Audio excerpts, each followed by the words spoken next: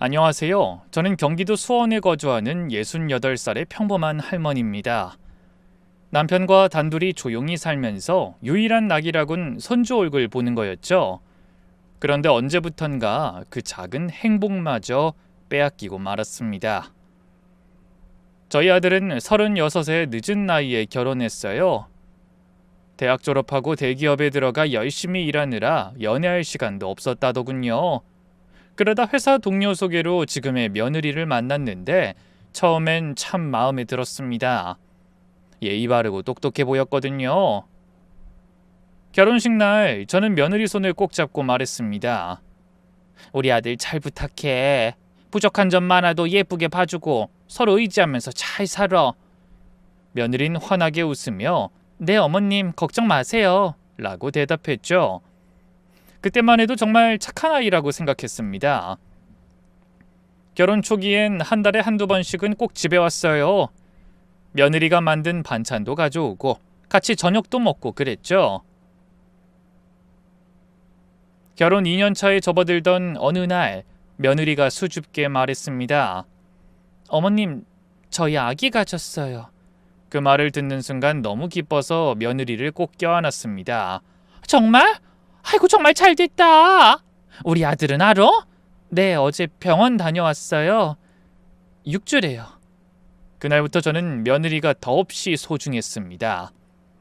입덧이 심하다고 하면 미역국을 끓여 갖다 주고 먹고 싶다는 음식은 뭐든 만들어줬죠. 어머님 너무 자주 오시면 힘드실 텐데. 아이 무슨 소리야. 우리 손주 뱃속에 있는데 당연히 와야지.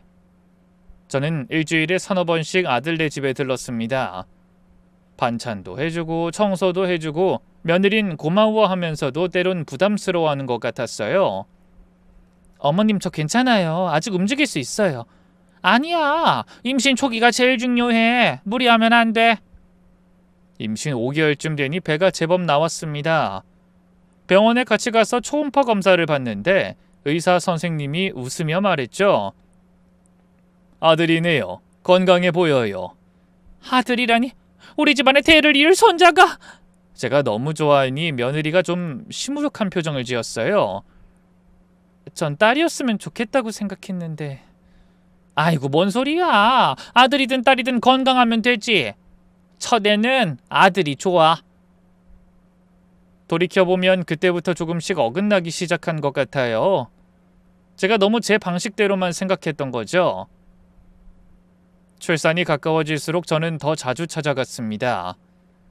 산후조리원도 제가 알아봤고 아기용품도 제가 보고 골라서 샀어요. 어머님, 제가 고르고 싶은 것도 있는데. 내가 다 해줄게. 넌 몸조리만 신경 써. 그러다 드디어 진통이 왔고 병원에서 12시간의 사투 끝에 손주가 태어났습니다. 아들을 꼭 빼닮은 사내 아이였어요.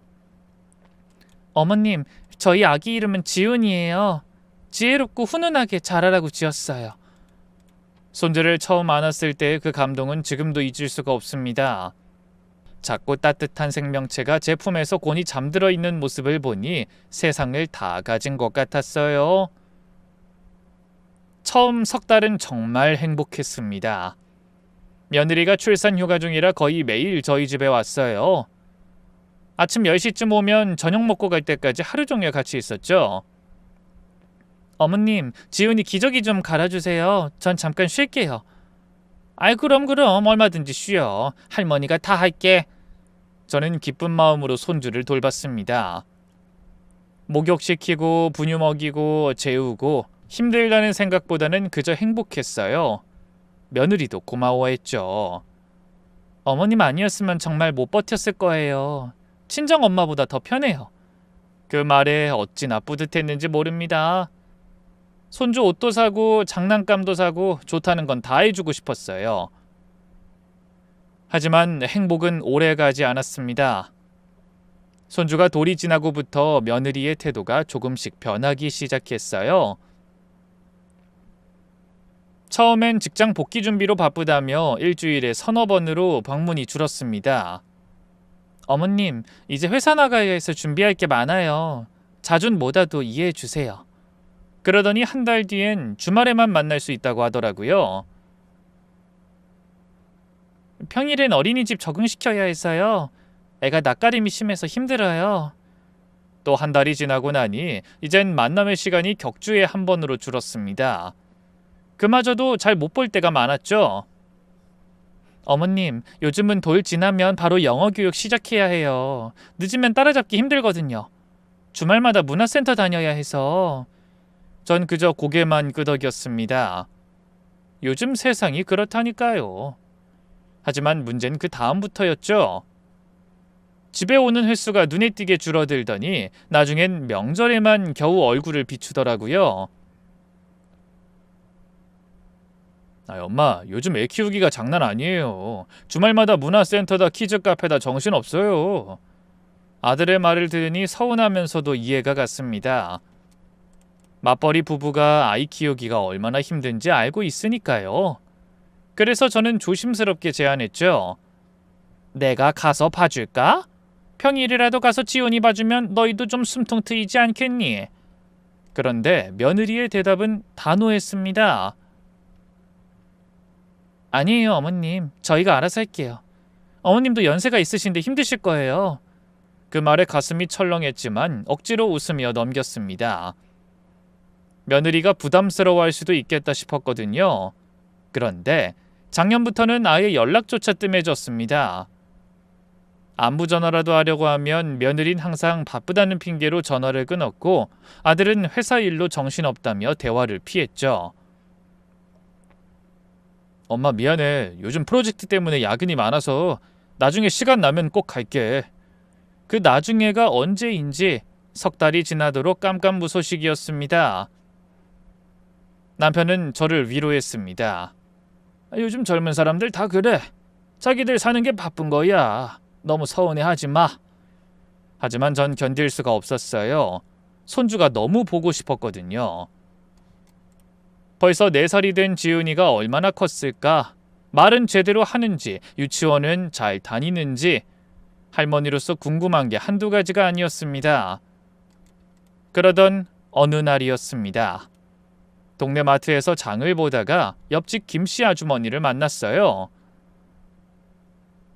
아이고, 손주 자랑 좀 그만하세요. 매일 와서 할머니 하니까 정신이 하나도 없네요. 김씨 아주머니의 행복한 투정을 들으니 더욱 서러웠습니다. 남들은 손주가 매일 찾아와서 힘들다는데 전 얼굴 한번 보기가 하늘의 별 따기니까요. 그날 밤 저는 남편에게 말했습니다. 여보, 내가 내일 아들네 집에 가보려고. 연락하면 또 바쁘다고 할 테니까 그냥 갈래. 그래도 미리 연락은 해야지. 갑자기 가면 불편할 수도 있잖아. 석 달이야, 석 달. 우리 손주 못 본 지가 석 달이 넘었어. 이러다 지훈이가 할머니 얼굴도 못 알아보겠어. 결국 저는 마음을 굳혔습니다. 어차피 가족인데 뭐가 불편하겠어요. 오히려 깜짝 방문으로 손주를 놀래켜주면 좋아할 거라고 생각했죠. 다음 날 아침, 저는 정성스럽게 도시락을 쌌습니다. 아들이 좋아하는 불고기와 계란말이, 며느리가 좋아한다던 나물 반찬들, 그리고 지훈이를 위한 과일까지 준비했죠. 할머니가 맛있는 거 많이 가져갔으니까 우리 지훈이 많이 먹어야 해. 혼자 중얼거리며 짐을 싸는데 왜 그렇게 설레던지요. 마치 소풍 가는 아이처럼 들떴습니다. 아들네 아파트는 차로 1시간 거리에 있었어요. 번듯한 신축 아파트 단지를 보니 괜히 뿌듯했습니다. 우리 아들이 이렇게 좋은 곳에서 사는구나 싶어서요. 엘리베이터를 타고 15층에 올라가 초인종을 눌렀습니다. 잠시 후 인터폰 너머로 며느리 목소리가 들렸어요. 누구세요? 나야, 엄마. 깜짝 놀랐지? 오랜만에 지훈이 얼굴 좀 보려고 왔어. 그런데 며느리의 다음 말에 저는 그 자리에 얼어붙고 말았습니다. 어머님, 연락도 없이 오시면 어떡해요?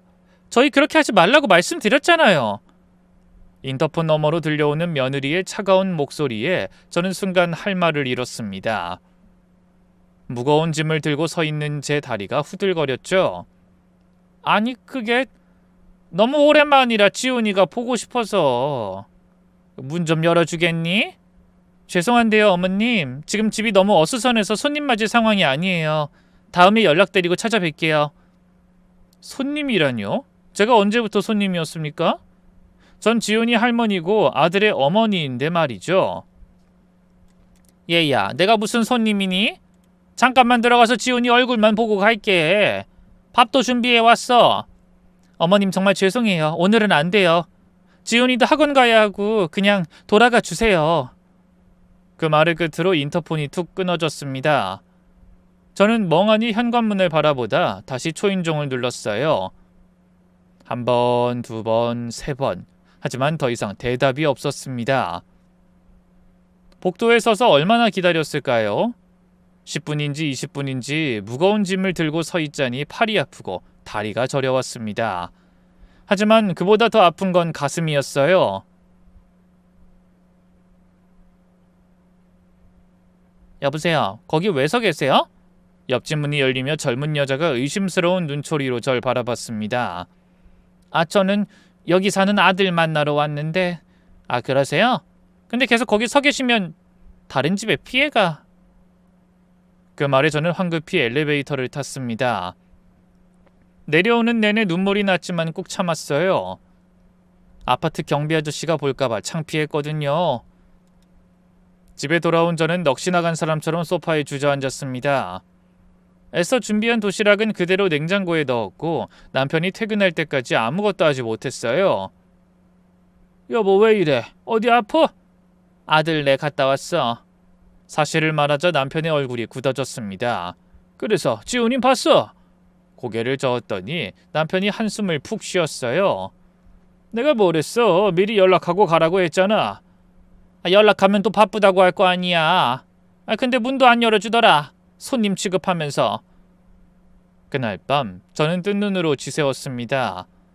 도대체 내가 무엇을 잘못했기에 이런 대접을 받아야 하는지 이해할 수가 없었어요. 다음 날 아들에게 전화를 걸었습니다. 엄마, 무슨 일이야?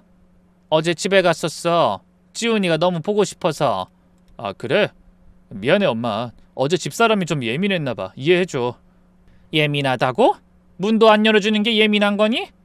내가 뭘 그렇게 잘못했니? 아니, 엄마, 그게 아니라 요즘 애 때문에 스트레스가 많아서 그래. 너무 상심하지 마. 아들의 변명 아닌 변명을 들으니 더 화가 났습니다. 그럼 언제 볼 수 있는 거니? 할머니가 손주 얼굴 한 번 보는 게 그렇게 어려운 일이야? 조금만 기다려. 정리되면 연락할게. 또 그 말이었습니다. 조금만 기다리라는 그 말을 들은 지가 벌써 몇 달째인데. 일주일 후 저는 다시 용기를 냈습니다. 이번엔 미리 문자를 보냈어요. 며느리야, 이번 주말에 잠깐 들러도 될까? 지훈이 선물도 샀어. 한참 후에 답장이 왔습니다. 어머님, 이번 주말은 시댁에 가기로 했어요. 다음에 뵐게요. 시댁? 며느리 친정 말인가? 근데 지난번에 친정이 지방이라 자주 못 간다고 했는데 의문이 들었지만 더 이상 묻진 않았습니다. 그런데 며칠 후 동네 미용실에서 놀라운 얘기를 들었어요. 어머, 언니, 지난 주말에 손자 데리고 놀이공원 갔다 오셨어요? 제가 거기서 봤는데 인사드릴까 하다가 사람이 많아서. 놀이공원? 무슨 소리예요? 전 간 적 없는데. 아니에요? 분명 언니 아들이랑 며느리랑 애기랑 있던데. 제가 잘못 봤나? 며느리 부부랑 맨날 붙어 다녔잖아요. 같이 안 갔어요? 가슴이 덜컥 내려앉았습니다. 시댁 간다더니 놀이공원을 갔다고요? 그것도 저희 빼고? 집에 와서 남편에게 말하니 남편도 화가 났습니다. 이건 너무하잖아. 내가 아들한테 전화해 볼게. 아니야, 그냥 둬. 괜히 우리가 감시하는 것처럼 보일 거야. 하지만 속은 부글부글 끓었습니다. 도대체 왜 우리를 이렇게 피하는 걸까요? 그 후로도 비슷한 일이 반복됐습니다. 만나자고 하면 항상 핑계가 있었어요. 지훈이가 아프다, 집안 행사가 있다, 여행을 간다. 한 번은 아들 생일이라 케이크라도 갖다 주려고 했더니 회사 회식이 있다며 거절했습니다. 그런데 그날 저녁 아들 SNS에 가족끼리 레스토랑에서 찍은 사진이 올라왔더군요. 이게 뭐 하는 짓이야?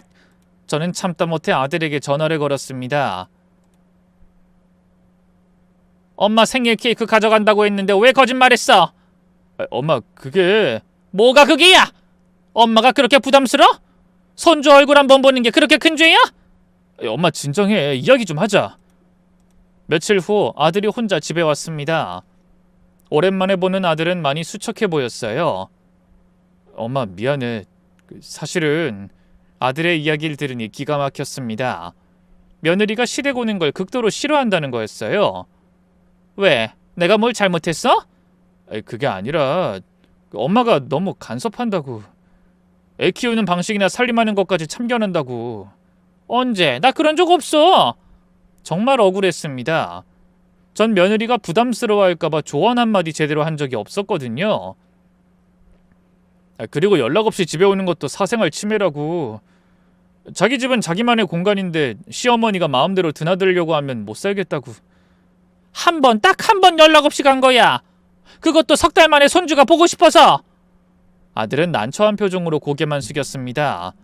엄마, 조금만 시간을 줘. 내가 설득해 볼게. 설득? 며느리 눈치 보느라 엄마를 이렇게 대하는 게 너한텐 정상이야? 아들은 대답 없이 돌아갔고 저는 또다시 눈물의 밤을 보냈습니다. 그런데 정말 화가 난 건 그 다음이었습니다. 동네 김씨 아주머니가 귀뜸을 해준 거예요. 어머, 언니 며느리가 맘카페에 언니 욕 엄청 썼다던데요? 우리 딸이 거기 회원인데 보여줬어요. 뭐라고요? 떨리는 손으로 핸드폰을 받아보니 정말 기가 막힌 글이 올라와 있었습니다. 시어머니 때문에 미치겠어요. 연락도 없이 집에 찾아와서 초인종 난타하고 말려주는 남편도 한심해요. 마마보인가? 댓글들도 가관이었습니다. 독립하세요. 시어머니랑 연 끊고 사는 게 답이에요. 남편이 문제네요. 엄마 편만 드는 남자랑은 못 살아요. 아니, 제가 언제 초인종을 난타했습니까? 그리고 아들이 언제 제 편만 들었다고요? 이제 정말 참을 수 없었습니다. 착하게 살면 뭐합니까? 이렇게 뒤에서 칼을 꽂는데. 그날 밤 전 결심했습니다. 더 이상 당하고만 있을 수 없다고요. 며느리가 절 그렇게 우습게 보는 데는 이유가 있었습니다. 제가 너무 만만했던 거예요. 여보, 내가 너무 참았나 봐. 이제 가만히 있지 않을 거야. 그래도 애들 일에 끼어들면 더 관계가 나빠질 수도 있어. 더 나빠질 게 있어? 벌써 남남이야. 손주 얼굴도 못 보는데 뭐가 더 나빠져? 다음 날 아침 저는 며느리 친정에 전화를 걸었습니다. 사돈 어른과 직접 이야기를 해보기로 한 거죠. 여보세요? 사돈 어른이신가요? 저는 지훈이 할머니입니다. 네, 안녕하세요. 사돈의 목소리는 어색했지만 그래도 예의는 지켰습니다. 다름이 아니라 우리 애들 문제로 전화드렸어요. 혹시 따님한테 무슨 이야기 들으신 거 있으세요? 그게 뭐 특별히... 사실은 제가 손주를 몇 달째 못 봤어요. 며느리가 저를 안 만나려고 하는데 이유를 모르겠어서요. 잠시 침묵이 흐른 후 사돈이 조심스럽게 말했습니다. 사실 딸이 좀 힘들어 하더라고요. 시댁 가는 게 부담스럽다고. 뭐가 부담스럽다는 거죠? 전 한 번도 며느리한테 뭘 요구한 적이 없는데요. 그게 아니라 아무래도 세대 차이도 있고 요즘 젊은 사람들은 독립적으로 살고 싶어 하잖아요. 사돈과의 통화는 별 소득이 없었습니다. 오히려 사돈도 딸 편을 드는 것 같아 더 속상했죠. 그런데 며칠 후 뜻밖의 전화가 왔습니다. 며느리였어요. 어머님, 친정엄마한테 전화하셨다면서요? 목소리부터 날이 서 있었습니다. 그래, 했다. 왜 우리를 피하는지 알고 싶어서. 어머님, 그런 식으로 하시면 정말 못 뵙겠어요. 제 친정까지 들쑤시고 다니시면 어떡해요? 들쑤시다니! 난 그저 정중하게 물어본 것뿐이야. 어머님이 생각하는 정중함이 남한테는 부담일 수 있어요. 그리고요, 한 가지 분명히 말씀드릴게요. 며느린 잠시 숨을 고른 후 차갑게 말했습니다. 앞으로 연락 없이 오시면 정말 인연 끊을 거예요. 경비실에도 미리 말해둘 거고요. 저희 가정에 더 이상 개입하지 마세요. 뭐? 개입? 내가 언제 개입했어? 손주 얼굴 한번 보겠다는 게 개입이야? 그게 개입이에요. 저희는 저희대로 살고 싶어요. 명절 때나 뵙겠습니다. 전화는 일방적으로 끊어졌습니다. 저는 믿을 수가 없었어요. 명절 때나 보자고요? 1년에 2번? 분노가 치밀어 올랐습니다. 이제 정말 가만히 있을 수 없었어요. 저는 곧바로 아들에게 전화를 걸었습니다. 네 아내가 나한테 2년 끊자고 협박했어. 이게 정상이야? 엄마 진정해. 나 근무 중이야. 회사라고. 회사면 어때? 잠깐 나와서 전화하면 되는 거지? 그날 저녁 아들이 화가 나서 집에 왔습니다. 엄마 왜 이래? 회사까지 전화해서 망신 주려고? 망신? 전화 좀 한 게 뭐 망신이야? 네 아내가 나한테 한 짓이 망신이지? 엄마도 좀 참아. 왜 자꾸 우리 생활에 끼어들려고 해? 끼어든다고? 너도 그렇게 생각해? 아들의 말에 가슴이 무너졌습니다. 제 편은 아무도 없구나 싶었죠. 그래 알았다. 너희가 그렇게 살고 싶으면 그렇게 살아. 하지만 후회하지 마. 아들이 돌아간 후 저는 중요한 결정을 했습니다. 이제 제가 나서서 며느리를 가르쳐야겠다고요. 먼저 조사부터 시작했습니다. 며느리가 다니는 회사, 출퇴근 시간, 자주 가는 카페까지 동네 아주머니들의 정보망은 정확했죠.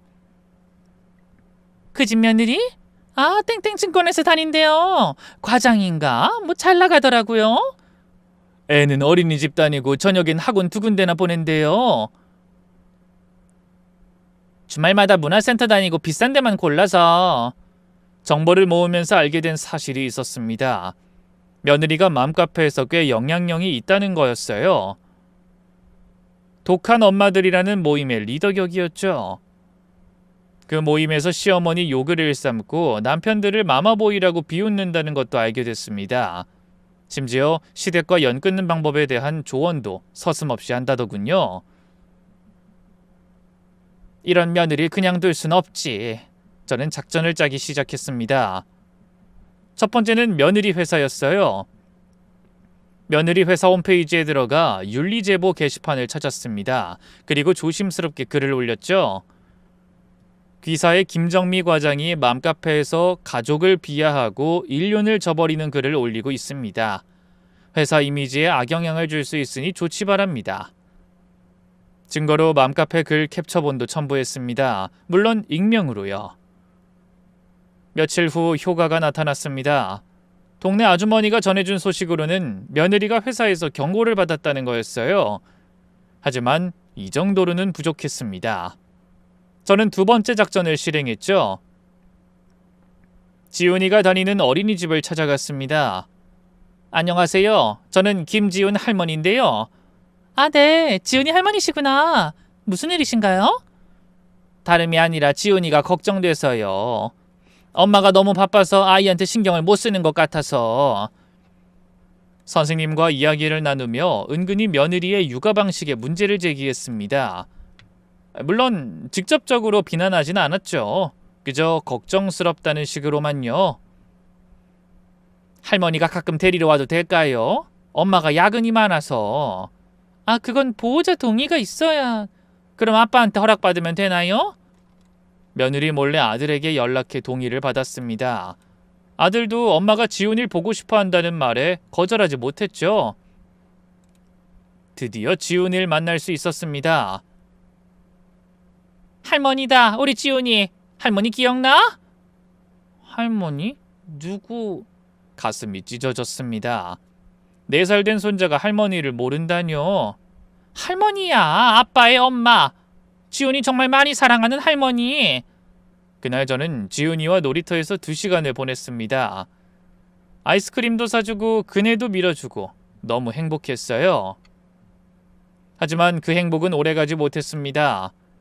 그날 저녁 며느리에게서 전화가 왔습니다. 아니, 정확히는 고함에 가까웠죠. 어머님, 지금 무슨 짓 하신 거예요? 제 허락도 없이 애를 데려가다니. 허락? 할머니가 손자보는데 무슨 허락이 필요해? 필요하죠? 제가 낳은 제 아이예요. 함부로 데려가면 어떡해요? 함부로? 아빠한테 허락받았어. 그리고 선생님께도 다 말씀드리고. 그게 문제예요. 왜 제 직장에도 이상한 제보하고 어린이집에서도 저를 나쁜 엄마로 만들고. 이게 정상이에요? 그제야 며느리가 제 작전을 눈치챈 것 같았습니다. 어머님 정말 이러실 거예요? 그럼 저도 가만히 있지 않을 거예요. 그래? 뭘 어쩐다고? 며느리의 반격은 생각보다 빨랐습니다. 다음 날 아침 제 핸드폰이 요란하게 울렸어요. 번호를 보니 경찰서였습니다. 네, 땡땡 경찰서인데요. 김정숙 씨 맞으신가요? 네, 맞습니다. 무슨 일이신가요? 스토킹 및 아동학대 의심 신고가 들어와서 확인차 연락드렸습니다. 내일 오전에 경찰서로 나와주시겠어요? 순간 머리가 하얘졌습니다. 스토킹? 아동학대? 이게 무슨 소린가 싶었죠. 아니 그게 무슨... 제가 누굴 스토킹했다는 거예요? 신고인이 며느님이신 것 같은데요. 자세한 건 오셔서 말씀드리겠습니다. 전화를 끊고 나니 손이 덜덜 떨렸습니다. 설마 며느리가 저를 경찰에 신고했단 말인가요? 급하게 아들에게 전화했지만 받지 않았습니다. 문자를 보내도 읽지도 않더군요. 여보, 큰일 났어. 며느리가 날 경찰에 신고했대. 남편도 놀라서 말을 잇지 못했습니다. 뭐? 그게 무슨 소리야? 가족 간의 경찰이라니? 다음 날 떨리는 마음으로 경찰서에 갔습니다. 젊은 경찰관이 저를 조사실로 안내했어요. 할머니, 진정하시고 천천히 말씀해 주세요. 며느님이 할머니가 직장에 허위 제보하고 아이를 무단으로 데려갔다고 신고하셨는데요. 허위 제보가 아니에요. 그 애가 맘카페에 시어머니 욕을 쓴 건 사실이고 지훈이는 제 손자예요. 아니 할머니가 손자 보는 게 죄인가요? 그래도 요즘은 부모 동의 없이 아이를 데려가면 문제가 될 수 있어요. 특히 부부가 합의하지 않은 상황에서는. 저는 억울해서 눈물이 났습니다. 경찰관은 다행히 친절했어요. 할머니, 이번엔 경고로 끝내드릴게요. 하지만 앞으로는 꼭 며느님 허락 받으세요. 가족 간에 이런 일로 서로 상처받으면 안 되잖아요. 경찰서를 나오는데 현기증이 났습니다. 내가 무슨 죄인이라고 경찰서까지. 집에 돌아오니 남편이 걱정스러운 얼굴로 기다리고 있었어요. 어떻게 됐어? 경고받고 나왔어. 앞으로 지훈이 만나려면 며느리 허락받으래. 그런데 그게 끝이 아니었습니다. 며칠 후 법원에서 서류가 날아왔어요. 접근금지 가처분 신청서라는 거였습니다. 손자와 며느리에게 100m 이내 접근금지, 연락금지, 제3자를 통한 접촉도 금지. 이건 너무해. 너무하다고. 참다 못해 아들 회사로 찾아갔습니다. 더 이상 전화로는 안 되겠다 싶었거든요. 아들 좀 만나게 해주세요. 저 어머니입니다. 경비 아저씨가 난처한 표정을 지었습니다. 죄송한데요. 그 따님이 오시면 연락하지 말라고. 따님이 아니라 어머니라니까요. 한참 실랑이를 하다 겨우 아들이 내려왔습니다. 얼굴이 많이 수척해 보였어요. 엄마 여기서 이러지 마. 이러지 말라고? 네 아내가 나한테 접근금지령 신청했어. 이게 사람이 할 짓이야? 엄마가 먼저 선 넘었잖아. 회사에 신고하고 몰래 애 데려가고. 선을 넘었다고? 난 그저 손자가 보고 싶었을 뿐이야. 아들은 한숨을 푹 쉬더니 이렇게 말했습니다.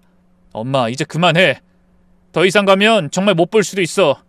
지훈이 영영 못 볼 수도 있다고. 네가 그걸 바라는 거야? 아니야. 하지만 이렇게 싸우면서까지 만나는 게 무슨 의미가 있어. 지훈이한테도 안 좋아. 그 말에 할 말을 잃었습니다. 그래요. 뭐 아이한테 안 좋을 수도 있겠죠. 하지만 집에 돌아온 저는 결심했습니다. 이제 진짜 제대로 해보자고요. 먼저 변호사를 찾아갔습니다. 조부모의 면접 교섭권에 대해 상담받고 싶은데요. 네. 우리나라는 아직 조부모 면접 교섭권이 법적으로 보장되지 않습니다. 특별한 경우가 아니면. 실망스러웠지만 포기하지 않았습니다. 다른 방법을 찾아야 했어요. 그때 좋은 아이디어가 떠올랐습니다. 며느리가 맘카페에서 활동한다면 저도 할 수 있다고요.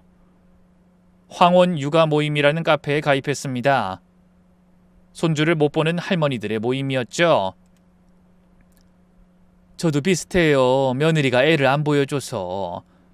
요즘 며느리들이 너무해요. 시어머니를 적으로 생각해요. 비슷한 처지의 할머니들과 이야기를 나누니 위로가 됐습니다. 그리고 좋은 정보도 얻었죠. 며느리 회사 상사나 동료들한테 알리는 방법도 있어요. 직장 맘카페에 익명으로 폭로하는 것도. 저는 망설였습니다. 그래도 되는 걸까? 하지만 생각해보면 며느리가 먼저 시작한 일이었죠. 며느리 회사 홈페이지에서 조직도를 찾았습니다. 그리고 며느리의 상사로 보이는 사람의 이메일을 찾아냈어요. 안녕하세요. 땡땡땡 과장의 시어머니입니다. 죄송하지만 알려드릴 일이 있어서. 시작은 정중했지만 내용은 강력했습니다. 며느리가 어떻게 시어머니를 대하는지, 맘카페에 어떤 글을 쓰는지, 가정 불화로 인해 업무에 지장이 있을 수 있다는 우려까지. 보내고 나니 후회가 됐습니다. 너무 심했나? 하지만 이미 엎질러진 물이었죠. 일주일 후 아들이 집으로 쳐들어왔습니다. 문을 쾅 소리 나게 열어젖히더니 눈이 벌겋게 충혈된 채로 현관에 서 있었어요. 엄마! 도대체 무슨 짓을 한 거야? 아들의 목소리가 집안을 울렸습니다. 그렇게 큰 소리로 고함을 친 건 처음이었어요. 무슨 일이니? 왜 이렇게 소리를 질러? 아내가 회사에서 좌천됐어. 엄마가 상사한테 이메일 보낸 거 다 알아. 인사팀에서 불려가서 경고받고 중요 프로젝트에서도 빠졌다고. 아들의 손이 부들부들 떨리고 있었습니다. 그래? 나도 너희 때문에 경찰서 갔어. 피장파장이지. 제 말에 아들의 얼굴이 더욱 붉어졌습니다. 엄마 정말 미쳤어? 남의 직장까지 건드리면서 뭘 얻고 싶은 거야? 이게 엄마가 할 짓이야? 남? 내 며느리가 남이야? 그리고 난 그저 진실을 알린 것뿐이야. 그 애가 나한테 한 짓 생각하면. 진실? 엄마가 일방적으로 쓴 편지가 진실이야? 엄마는 우리 가정을 완전히 망쳐놨어. 아들은 주먹을 불끈 쥐었다가 힘없이 늘어뜨렸습니다. 그리고는 깊은 한숨을 내쉬며 머리를 감싸쥐었어요. 엄마, 우리 인연 끊어. 그 말을 듣는 순간 가슴이 무너져 내리는 것 같았습니다. 뭐? 무슨 소리야? 더 이상 못 살겠어. 이런 식으로는 살 순 없어. 매일같이 전쟁터야. 아내는 울고 난 미치겠고 지훈이도 엄마 아빠 싸우는 거 보면서 불안해해. 안 돼. 절대 안 돼. 지훈이가 불쌍하잖아. 네가 어떻게 엄마한테 그런 말을... 제 목소리도 점점 높아졌습니다. 눈물이 핑 돌았죠. 엄마가 그렇게 만든 거야. 엄마가! 왜 그걸 몰라? 왜? 아들의 외침에 제 다리가 후들거렸습니다. 그렇게 화난 아들은 처음이었죠. 엄마, 난 정말 지쳤어. 이제 그만해 제발. 아들의 목소리가 갈라졌습니다. 눈가가 붉어지더니 돌아섰어요. 아들아, 가지마. 엄마가 잘못했어. 가지마. 하지만 아들은 뒤도 돌아보지 않고 문을 나갔습니다. 쾅 하고 닫히는 문소리가 제 가슴을 찢어놨어요. 그날 밤 저는 거실 바닥에 주저앉아 한참을 울었습니다. 남편이 위로해줬지만 소용없었어요. 내가 뭘 그렇게 잘못했다고? 손자 얼굴 한번 보고 싶은 게 그렇게 큰 죄야? 눈물로 베개가 흥건히 젖었습니다. 제가 정말 잘못한 걸까요? 그저 손자가 보고 싶었을 뿐인데 왜 모든 게 이렇게 꼬여버린 걸까요? 며칠 후 뜻밖의 사람에게서 전화가 왔습니다. 며느리 친정어머니였어요. 사돈, 좋은 말로 할 때 그만하세요. 무슨 말씀이신가요? 우리 딸 직장일로 연락 돌리신 거 다 알아요. 이제 우리도 가만히 있지 않을 겁니다. 가만히 있지 않는다고요? 네, 저희도 변호사 선임했어요. 명예훼손으로 고소할 겁니다. 그리고... 사돈의 목소리가 차갑게 가라앉았습니다. 시어머니가 며느리 못살게 구는 사례로 방송에도 제보할 겁니다. 요즘 그런 프로 많잖아요. 방송이라고요? 네, 사돈이 먼저 시작하신 거예요. 우리 딸도 더 이상 참지 않겠대요. 전화가 끊어진 후 저는 진짜 두려움을 느꼈습니다. 일이 이렇게까지 커질 줄은. 그런데 정말 무서운 일은 그 다음에 일어났습니다. 동네 사람들이 수근거리기 시작했어요. 저 집 할머니가 며느리 직장까지 쫓아가서 난리 쳤대요. 아예 손자 보겠다고 경찰 신세까지 졌다면서? 아유, 요즘 같은 세상에 그런 시어머니가 다 있나. 어떻게 소문이 퍼졌는지 동네 마트에 가도 사람들이 피했습니다. 교회에서도 마찬가지였어요. 정숙 집사님, 요즘 힘드시죠? 그래도 너무 무리하시면 안 돼요. 목사님의 위로마저도 가시처럼 느껴졌습니다. 그리고 결정타가 날아왔습니다. 인터넷 맘카페에 제 이야기가 올라온 거예요. 희대의 시어머니라는 제목으로. 며느리 직장에 허위 제보, 손자 무단 연행, 경찰 신고당하고도 반성 없음. 댓글은 더 가관이었습니다. 이런 시어머니는 진짜 격리시켜야. 며느리가 불쌍하다. 평생 고생할 듯. 아들도 한심. 엄마 편만 들고. 그런데 더 충격적인 건 제 실명과 사는 동네까지 공개됐다는 거였어요. 여보, 이제 어떡하지? 동네 다니기도 창피해. 남편도 한숨만 쉴 뿐 위로의 말을 찾지 못했습니다. 그때였습니다. 며느리에게서 문자가 왔어요. 어머님, 이제 그만하실 때가 되지 않았나요? 서로를 위해 여기서 멈추면 좋겠습니다. 대신 조건이 있습니다. 며느리의 문자를 보고 저는 한참을 멍하니 앉아 있었습니다. 조건이라뇨? 그래도 대화를 하겠다는 뜻인가 싶어 떨리는 손으로 답장을 보냈습니다. 무슨 조건인지 들어볼게.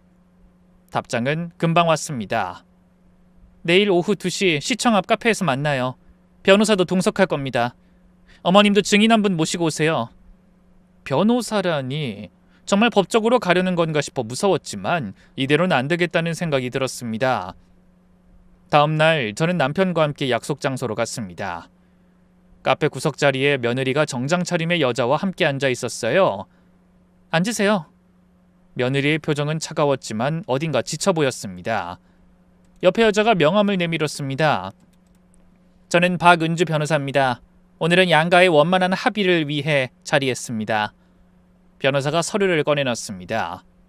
먼저 상황을 정리하자면 양측 모두 고소 가능한 사안들이 있습니다. 시어머님은 명예훼손과 업무방해로, 며느님은 노인학대와 가족 간 접근금지 위반으로요. 노인학대란요? 제가 학대당한 건데. 법적으로는 정신적 학대도 포함됩니다. 하지만 저희는 법정까지 가고 싶지 않습니다. 며느리가 입을 열었습니다. 어머님, 솔직히 말씀드릴게요. 전 처음부터 어머님이 싫었던 게 아니에요. 오히려 좋은 시어머니를 만났다고 생각했죠. 그런데 왜... 하지만 시간이 지날수록 부담스러워졌어요. 전화할 때마다 언제 오니, 지훈이 보고 싶다. 제가 며느리이기 전에 한 인간이고 엄마고 직장인이라는 걸 인정해 주시지 않으셨어요. 난 그저 손자가 보고 싶었을 뿐이야. 그저가 저한텐 압박이었어요. 맞벌이하면서 아이 키우는 게 얼마나 힘든지 아세요? 주말이라도 쉬고 싶은데 시댁 가야 한다는 의무감에 시달렸어요. 저는 할 말을 잃었습니다. 정말 그렇게 느꼈을까요? 그래도 연락도 없이 석 달을... 죄송해요. 그건 제가 잘못했어요. 하지만 어머님도 선을 넘으셨잖아요. 제 직장까지 건드리시고. 변호사가 끼어들었습니다. 이제 해결책을 찾아보죠. 저희 의뢰인의 조건은 이렇습니다. 서류를 보니 꽤 구체적인 내용이 적혀 있었습니다. 월 1회 정기적인 만남, 사전 합의하에, 긴급함 용무 외에 평일 연락 자제, 양육 방식에 대한 간섭 금지, SNS 및 온라인상 비방 금지, 상호 사과 및 과거일 불문. 이게 가족 간의 계약이라니. 어머님, 이게 최선이에요. 이 조건만 지켜주시면 지훈이 정기적으로 만날 수 있어요. 저는 남편을 봤습니다. 남편이 조용히 고개를 끄덕였습니다. 그래, 알았다. 하지만 나도 조건이 있어. 말씀하세요. 지훈이가 할머니를 할머니라고 부르게 해줘. 그리고 명절 땐 꼭 와줘. 며느리가 잠시 생각하더니 고개를 끄덕였습니다. 네, 그 정도는 할 수 있어요. 서류에 서명하면서 눈물이 났습니다. 가족 간에 이런 계약을 해야 한다는 게 서글펐어요. 하지만 이게 최선이라면... 그때였습니다. 어머님. 며느리가 저를 조심스럽게 불렀습니다. 그리곤 차분하지만 진솔한 목소리로 말을 이어갔어요. 제가 어머님께 한 가지 솔직히 말씀드리고 싶은 게 있어요. 전 정말 어머님을 싫어했던 게 아니에요. 오히려 처음엔 좋은 시어머니를 만났다고 기뻤죠. 그런데 왜... 어머님, 저도 누군가의 딸이고 하나의 인격체예요. 제 나름의 육아 철학도 있고 생활 방식도 있어요. 근데 그게 존중받지 못한다고 느꼈을 때 점점 마음의 문을 닫게 됐어요. 며느린 잠시 숨을 고르더니 계속했습니다. 하지만 이젠 저도 알아요. 어머님의 사랑이 얼마나 크고 진심이었는지. 단지 표현 방식이 달랐을 뿐이죠. 제가 어머님의 마음을 이해하려 노력하지 않았어요. 죄송해요. 저는 깜짝 놀랐습니다. 나보다 훨씬 어른스럽고 차분한 며느리에게 미안한 마음이 들더라고요. 아니다. 나도 잘한 것 하나 없어. 어머님, 우리 서로 선을 지키면서도 따뜻한 가족이 될 수 있어요. 제가 미리 연락드리면 좀 더 여유 있게 준비할 수 있고 어머님도 편하게 오실 수 있잖아요. 지훈이도 할머니 오시는 날 특별하게 기다릴 수 있고요. 정말이지 저는 며느리의 어른스러운 모습에 놀랐습니다. 이렇게 생각이 깊은 사람이었는데 제가 너무 몰아붙였구나 싶었어요. 아차 싶었죠. 그리고 어머님 한 가지 더 있어요. 제가 지훈이 키우면서 가끔 조언이 필요할 때가 있어요. 그럴 때 여쭤봐도 될까요? 어머님은 저보다 경험이 많으시잖아요. 정말? 내 조언을 듣고 싶다고? 네. 하지만 조언은 조언으로만 받을게요. 최종 결정은 저와 남편이 하되 어머님의 지혜를 참고하고 싶어요. 그럼 서로 존중하면서도 도움을 주고받을 수 있지 않을까요? 그러면서 며느린 핸드폰을 꺼내 사진을 보여줬습니다. 지훈이 사진이었어요. 어머님, 지훈이가 유치원에서 우리 할머니 그림을 그렸대요. 그림 속에는 할머니와 손잡고 있는 아이가 그려져 있었습니다. 서툴지만 정성스러운 그림이었죠. 지훈이도 할머니 보고 싶어해요. 할머니는 왜 안 오냐고 하고 묻기도 해요. 그 말에 저는 그만 울음을 터뜨렸습니다. 정말? 우리 지훈이가? 네. 그래서 제가 먼저 연락드린 거예요. 이제 새롭게 시작하면 좋겠어요. 카페를 나오면서 며느리가 말했습니다. 어머님, 이번 주 일요일에 집으로 오세요. 지훈이가 좋아하는 떡볶이 해드릴게요. 어머님이 함께 계시면 지훈이도 기뻐할 거예요. 정말 가도 되니? 그럼요. 토요일 저녁에 연락 주시면 일요일 몇 시가 좋을지 말씀드릴게요. 어머님이 편하신 시간에 오세요. 집으로 돌아오는 길 남편이 제 손을 잡았습니다. 잘했어. 이게 최선이야. 내가 정말 잘못한 걸까? 잘잘못을 따지기보다 서로 이해하지 못했던 거지.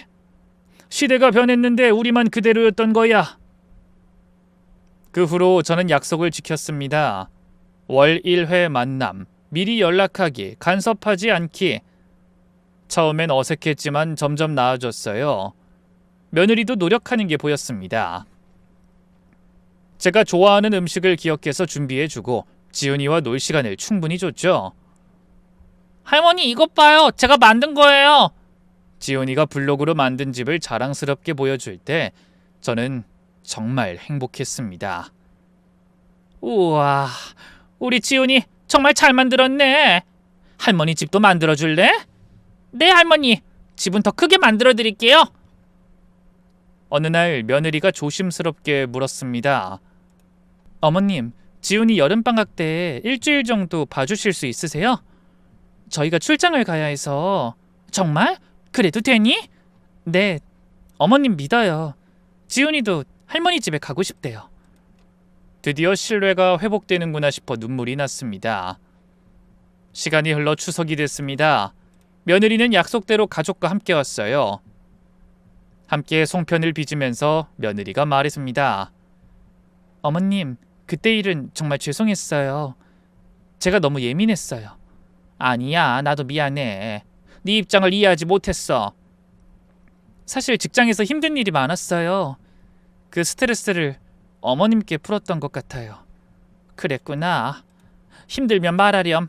며느리기 전에 넌 내 딸이야. 그날 작별할 때 특별한 일이 있었습니다. 처음으로 며느리가 제게 안겼었어요. 어머님 감사해요. 아니다. 내가 더 고맙지. 고마워. 지금은 관계가 많이 좋아졌습니다. 정해진 규칙 안에서 만나니 오히려 편하더라고요. 서로의 생활을 존중하면서도 가족의 정을 나눌 수 있었죠. 지훈이는 이제 6살이 됐습니다. 할머니, 할아버지를 무척 좋아해요. 할머니, 저 커서 요리사 될 거예요. 할머니가 좋아하는 음식 다 만들어 드릴게요. 그래? 우리 지훈이 정말 착하네. 요즘은 화상통화도 자주 해요. 며느리가 먼저 제안했죠. 어머님, 지훈이가 할머니 보고 싶대요. 화상통화 하실래요? 아이, 그럼 당연하지. 돌이켜보면 참 어리석었습니다.